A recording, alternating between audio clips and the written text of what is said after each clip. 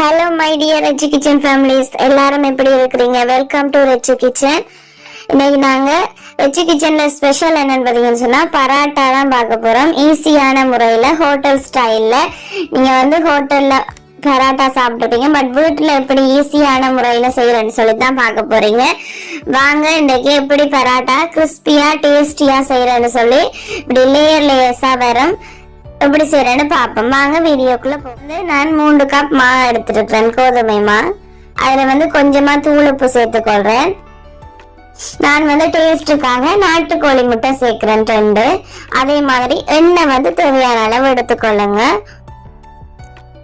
இந்த உப்பு தூள் உப்பு கலந்துட்டு அதை நல்லா மிக்ஸ் பண்ணிக்கொள்ளுங்க.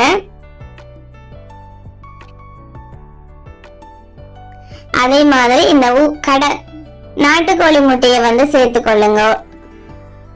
உடைச்சு அது பாருங்க, அந்த நாட்டுக்கோழி முட்டையோட கலர் தான் இந்த மாவுல நல்ல மஞ்சள் கலரா இருக்கு. மற்றபடி நான் இதுக்கு மஞ்சள் தூள் எதுவுமே ஆட் பண்ணல. பாருங்க, அந்த சேர்க்க உங்களுக்கு அந்த மாவு நல்ல மஞ்சள் கலர்ல வந்துடும்.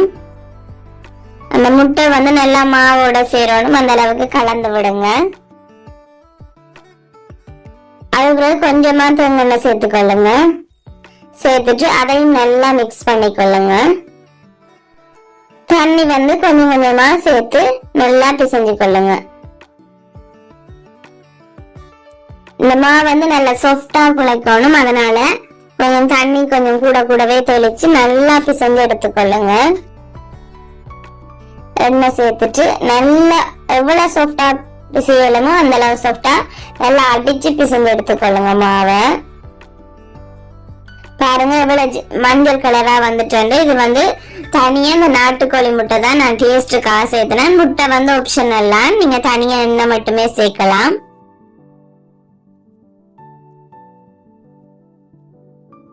பாருங்க இவ்வளவு மா சாஃப்டா இருக்குன்னு சொல்லி. அது பிறகு கை 2லையும் நல்லா எண்ணெய் தடவிட்டு இந்த மாவை இப்படி சின்ன சின்ன போல்ஸா எடுத்துட்டு ஒரு கையில வச்சுட்டு ஒரு கைய இப்படி குவியலா வச்சுட்டு நல்லா போல் ஷேப்புக்கு கொண்டு வாங்க. இப்படி கையிலேயே வச்சு ஒரு 5 நிமிஷத்துக்கு உருட்டி எடுங்க. பாருங்க இதே மாதிரி நல்ல போல் ஷேப்புக்கு எடுங்க. பாருங்க இதே மாதிரி உருட்டி எடுத்துருங்க. நல்லா எண்ணெய் தடவிடுங்க. நல்லா மாவுல எண்ணெய் நல்லா ஊறணும். இப்படி வெஜிடபிள் கட்டர் இருந்தாலும் எடுத்துக்கொள்ளுங்க, அப்படி இல்லாட்டி நீங்க சப்பாத்தி கட்டை இருந்தாலும் எடுத்துக்கொள்ளுங்க. நான் இன்னைக்கு வெஜிடபிள் கட் பண்ற கட்டை தான் எடுக்கிறேன்.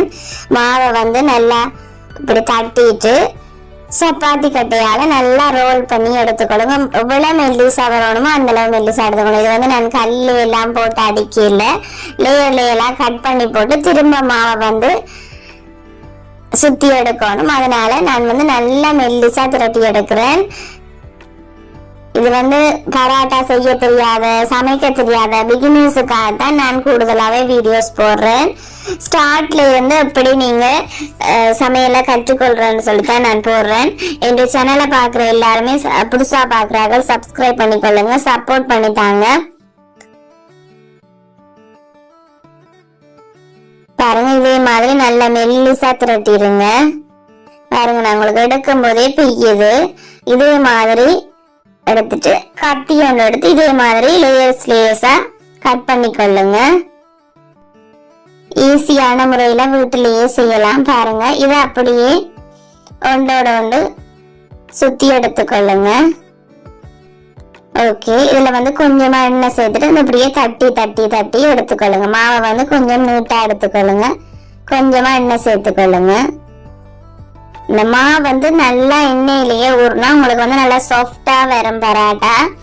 கண்டிப்பா ட்ரை பண்ணி பாருங்க. சூப்பரான ஒரு பராட்டா. கடையில விலை கொடுத்து பண்றீங்கன்னு சொன்னா வீட்டுல இப்படி ட்ரை பண்ணி பாருங்க. சூப்பரான பராட்டா, கிட்ஸுக்கும் ரொம்ப ஹெல்த்தியா இருக்கும். பாருங்க இதே மாதிரி சுத்தி எடுத்துக்கொள்ளுங்க.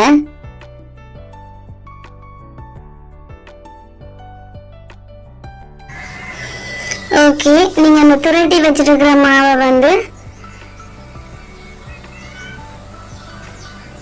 இதே மாதிரி ஒன்றா செய்து கொள்ளுங்க.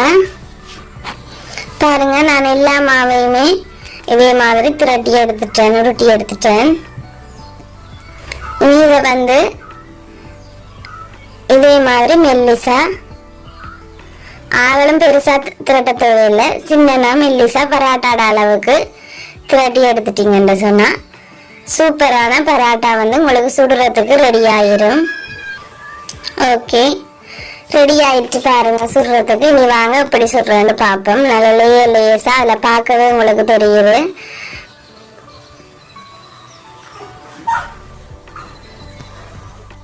அடுப்பில் வச்சுட்டு நல்லா ஹீட் பண்ணிட்டு அதுக்கு பிறகு வந்து ஹீட்டை குறைச்சிருங்க. நல்லா வந்து எண்ணெயை தோசை கறியில் தெளிச்சு விட்டுட்டு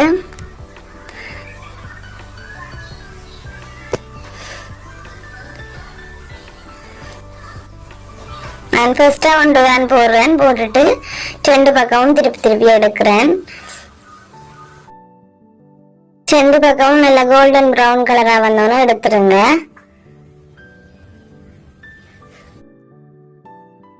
பாருங்க எவ்வளவு லேஸா வந்திருக்குன்னு சொல்லி. பாருங்க இந்த பராட்டா வந்து சுட்டோன்னா இப்படி 2-3 பராட்டாவா உண்டை அடுக்கிட்டு இப்படி தட்டுனீங்கன்னு சொன்னா நல்ல லேஸா சாஃப்டா உங்களுக்கு கிடைக்கும். சூப்பரான பரோட்டா ரெடி ஆயிடுச்சு. எல்லாருமே வீட்டுல ட்ரை பண்ணி பாருங்க கட்டாயமா. சூப்பரான டேஸ்டியான ஒரு பராட்டா வீட்டிலேயே ஹோட்டல் ஸ்டைல செய்யலாம். ஓகே, இந்த வீடியோ பிடிச்சிருந்தா லைக் பண்ணுங்க, கமெண்ட் பண்ணுங்க, ஷேர் பண்ணுங்க. மறக்காம ரெட்ஜு கிச்சனை சப்ஸ்கிரைப் பண்ணிக்கொள்ளுங்க. தேங்க்யூ. நெக்ஸ்ட் வீடியோல சந்திப்போம்.